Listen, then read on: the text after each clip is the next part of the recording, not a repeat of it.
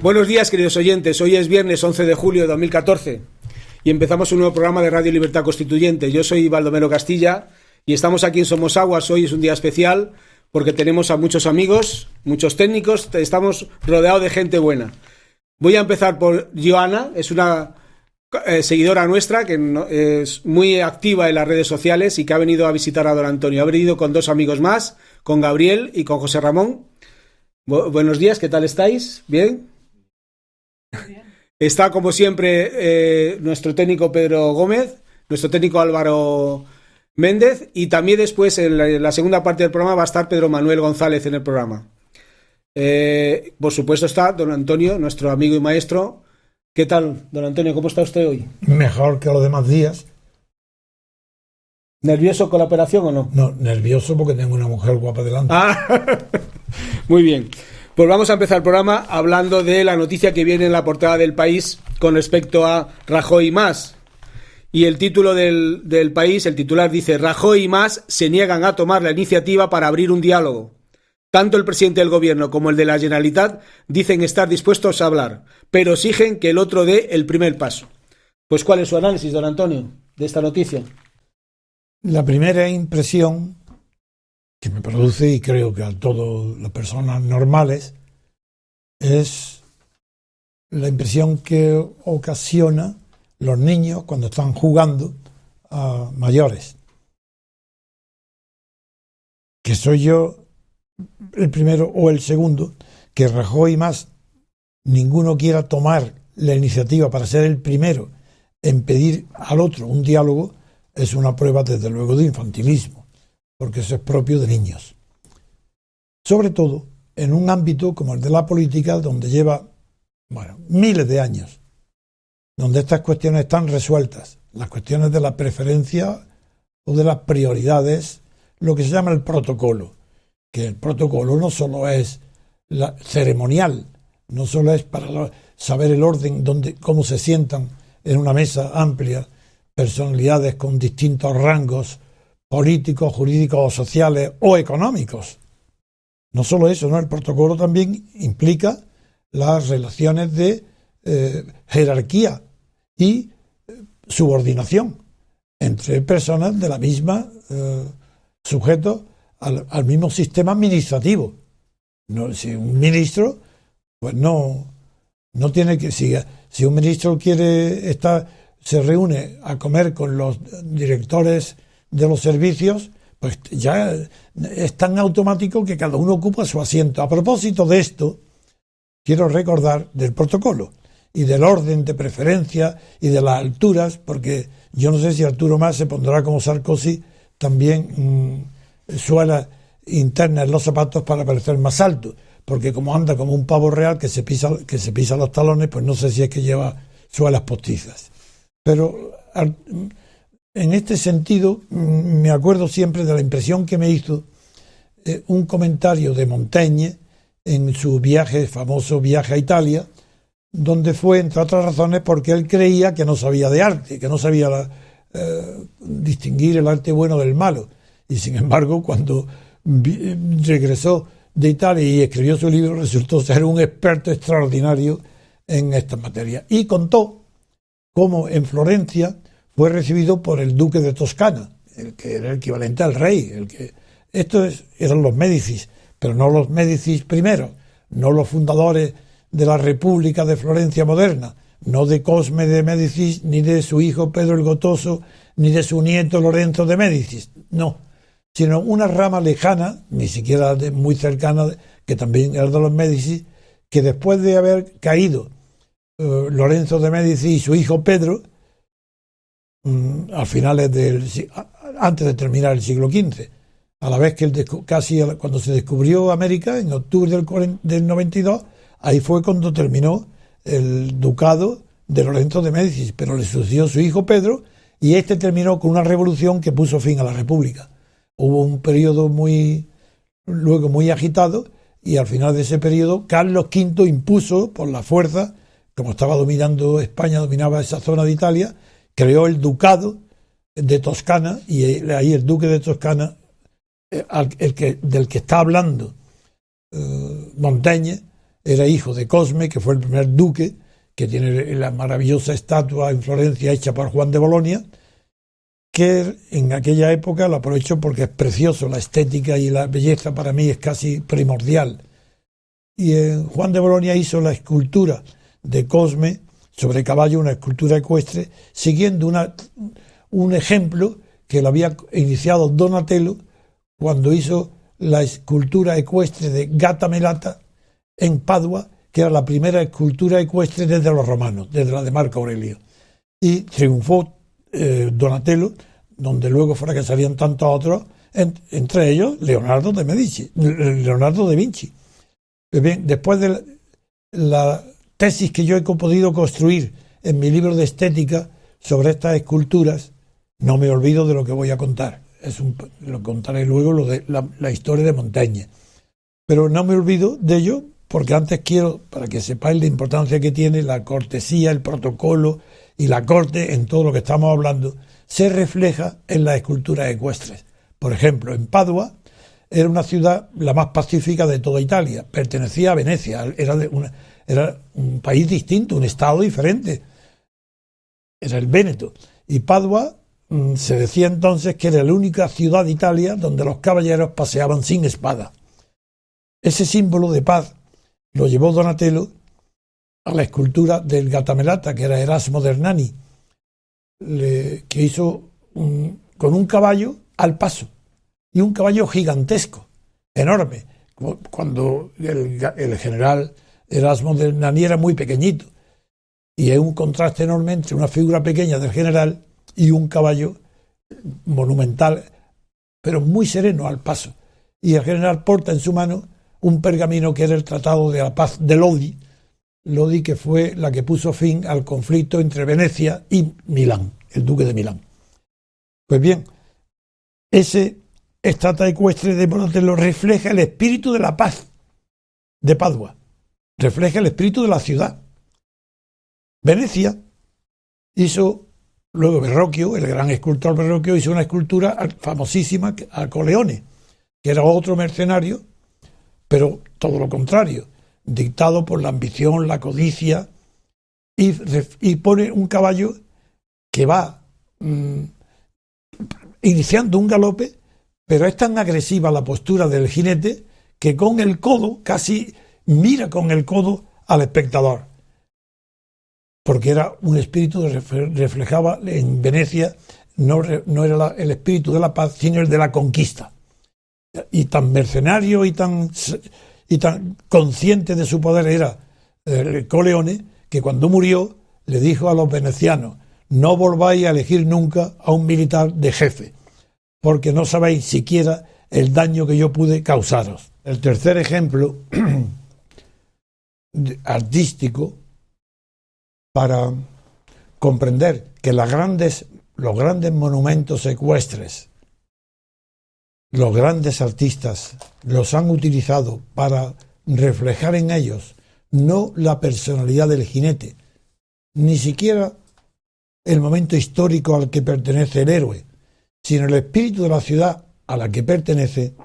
El tercer ejemplo está en Juan de Bolonia y Florencia.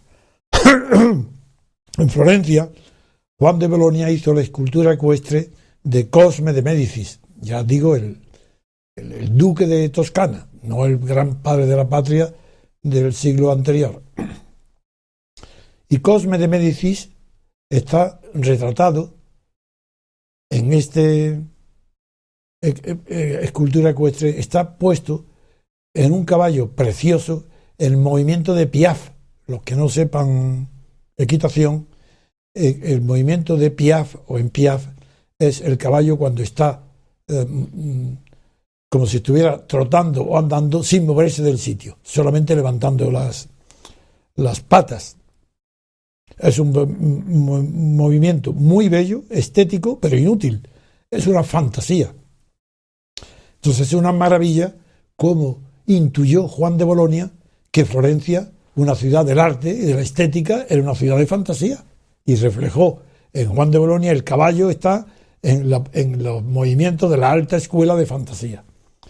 Con esto puedo volver ya a Montaigne, porque Montaigne es invitado a cenar por Fernando, que fue el sucesor, el segundo duque de Toscana. Después, cuando murió Cosme, fue Fernando, y lo invita a comer. La historia es espectacular, de atractiva, emocionante y bonita. No me olvido de que mi finalidad es reflejar el protocolo en una cena, por ejemplo. Entonces Montaigne estaba invitado a cenar por los duques, él y ella, y la corte, y le llamó la atención que, ahora diré quién era este duque, que era rey de Florencia, porque era una monarquía, era un ducado hereditario, era una monarquía. Pero antes, solamente para reflejar el protocolo, la importancia que tiene el lugar, la preferencia, el tiempo, para comprender el ridículo de Arturo Mas, de no querer pedirle una entrevista a Rajoy y esperando que sea él el que le pide la entrevista a Mas para ponerse en situaciones de igualdad. Es tan ridículo que ya veréis, que me he acordado de este ejemplo. Cuenta Montaigne la extrañeza que le produjo en la cena, que estaban todos situados en la misma línea horizontal, en la misma del horizonte, en una mesa, pero que el duque ocupaba una posición, pero más de metro y medio más alto que la de ellos, y que incluso que la duquesa, que era la Bella Blanca. ¿Qué protocolo que hacía? Que en una cena privada, donde se invita a Montaigne, y el duque, el rey, el número uno, se sienta para comer en medio metro más por encima de su cabeza de todos los demás, porque el asiento es superior. Pues esa es la parte ridícula del protocolo, pero no es tan ridícula. No es tan ridícula porque hoy mismo todos están preocupados, no digo de Sarkozy, de ponerse tacones para poder, sino que todos están preocupados en las fotos, en las televisiones, todo, de cuando se saludan en las escaleras, de nunca estar más bajo uno que otro. Por la preocupación de la apariencia de poder es tan grande que ya, porque saben que la apariencia de poder es ya en sí mismo poder. Pues bien, la anécdota, no tengo tiempo para contar la maravillosa historia del duque de Bolonia, Fernando, pero sí diré su final nada más. Se casó con la Bella Blanca, que es una rica heredera de un señor de uno de los grandes señores oligarcas de Venecia, que huyó de su casa y huyó con un florentino que había tenido la paciencia, como estaba encerrada para que nadie la pudiera ver, que tuvo la paciencia de ir por detrás del palacio de Venecia a la hora en que el lechero metía los cántaros para poder ver a la Bella Blanca, y la vio, y como la Bella Blanca no había visto a nadie, nunca veía a un hombre, pues se escapó con él. Se escapó con él en una barcaza y el padre, que era riquísimo, publicó un bando en toda Italia y mandó a todos los potentados de Italia, dando un premio enorme para coger prisioneros y matar al osado que se había raptado a su hija. Se casó con ella y se escondió en Florencia. Llegó a oídas, porque tenía fama de ser la mujer más bella de Italia, llegó a oídas del rey, de Fernando, del duque, y la invitó a él y a su marido. Los colmó de honores. El marido era tan vanidoso y tan tonto que se creyó que era por él, que los honores y que no es que estaba loco el duque por su mujer, que se creyó, tomó ínfula, que total provocó que lo asesinaron. Lo asesinaron enseguida. y ya enseguida ya tuvo el camino libre el duque de Toscana para casarse con la Bella Blanca de Venecia. Se casa con ella. Y la gran preocupación de Blanca es que no tenía heredero y tenía miedo que también la mataran a ella si moría su marido. Y como en aquel tiempo de los Médicis todos estaban siempre al acecho de dónde podían esconderse los venenos, por eso ellos inventan en esa época, se inventa un poco antes del Renacimiento, pero bajo los Médicis se inventa en Florencia un mueble que se llama credencia, con Z. Ese mueble es simplemente un armario. ¿Y por qué se llama credencia? Pues porque era el armario que tenía la llave el patrono, el jefe, el dueño de la casa, donde esa llave no la daba nadie porque es donde estaban los alimentos no envenenados. Y se podía tener entonces fe, creer, se llama credencia, porque lo que había dentro de ese armario no mataba, no asesinaba. Bueno, pues en este ambiente se puede comprender lo que voy a contar ahora. Aunque sea un poquito extenso, pero es tan entretenido y tan bello que no me resisto a contarlo. Blanca estaba asustada con que sus cuñados terminaran asesinándola. Uno de sus cuñados era nada menos que fue luego el cardenal y papa. Pero bueno, eso para ellos no era ningún obstáculo. Y la bella Blanca simuló, para asegurarse la vida, simuló que estaba embarazada. Y lo simuló que incluso llegó a decir la fecha del parto. Y se metió en una habitación y empezó a gritar con los quejidos inherentes a los dolores del parto, que se supone, porque yo no lo he padecido, pero dicen. Y un astuto hermano del duque, que era el cardenal, que luego fue papa, temiéndose que algo raro estaba pasando, se colocó en la puerta cerrada del dormitorio de Alba y de allí no se movía y simulaba estar leyendo la Biblia y oyendo los gritos desesperados de la parturienta. Cuando llegó un fraile con unas mangas enormemente anchas, precipitado para abrir la puerta, y lo detuvo el cardenal dándole un abrazo. Hombre, tal. Y lo que salió del cardenal fue el quejido de un niño que se ahogaba con el abrazo. Ah, que lo llevaba escondido. Hombre, por Dios, claro. Llevaba el fraile, llevaba el hijo de Blanca, pero el astuto cardenal lo descubrió. Las relaciones fueron tan tensas que duró varios meses el trabajo de tanto del duque como de la bella Blanca para congraciarse con sus hermanos por ese ardid que había tenido. Y como prueba de reconciliación, Blanca preparó una comida que era la que... Hombre, se sabe que los cardenales en todas las épocas y en todos los países les gusta comer más que a los que no son cardenales. Y Blanca, que conocía el apetito del cardenal de Medici, su cuñado, le preparó un plato que era el preferido de él. Y su hermano, el duque, le dijo: venga a comer, que Blanca ha preparado para ti una comida tal vez especial, que es la más te gusta. Bueno, lo llevó a comer, los tres solos.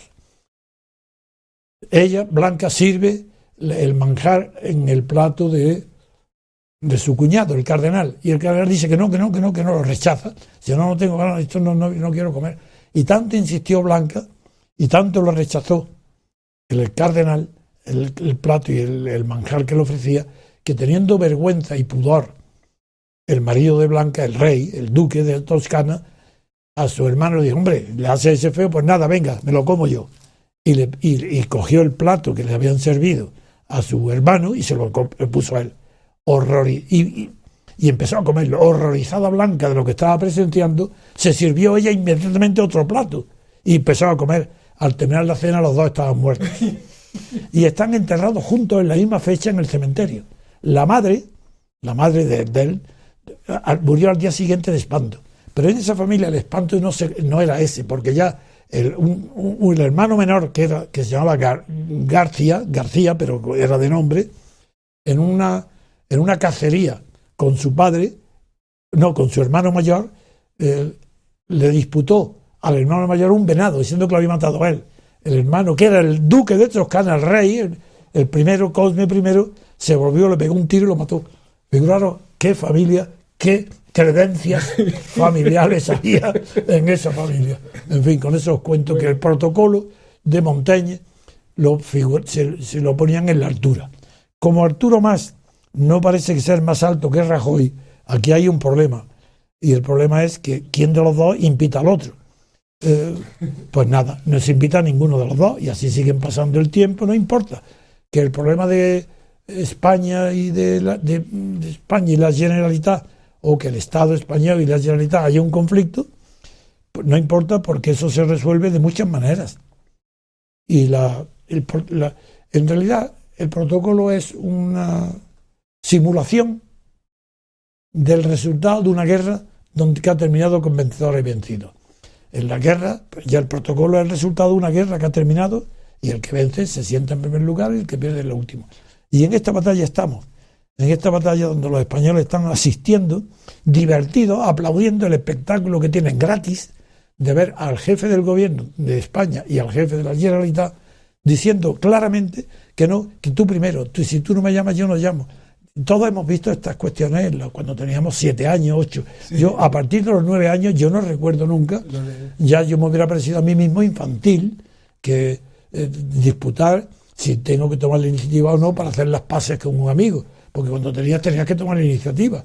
O incluso la iniciativa para pelearte, también había que escupir, pasar la raya, Sí. había uno que ser el primero. O la iniciativa para colgar el teléfono. No, cuelga tú, no, cuelga tú mejor, no, cuelga Eso tú. yo del teléfono en aquel tiempo, yo no sé si es que no existía el teléfono, pero yo no recuerdo nada de protocolo con relación. En fin, con esto quiero dar por terminada esta pequeña intervención que la he hecho de verdad en honor de la bella Blanca, no, de la bella Joana que nos visita, para recordarle una historia muy divertida y muy trágica del segundo Renacimiento italiano, porque es del siglo XVI, no es del XV, y cómo Montaigne cuenta la manera en cómo se resolvía el protocolo en una cena, poniendo al duque pues medio metro por encima de todos los demás en la propia mesa.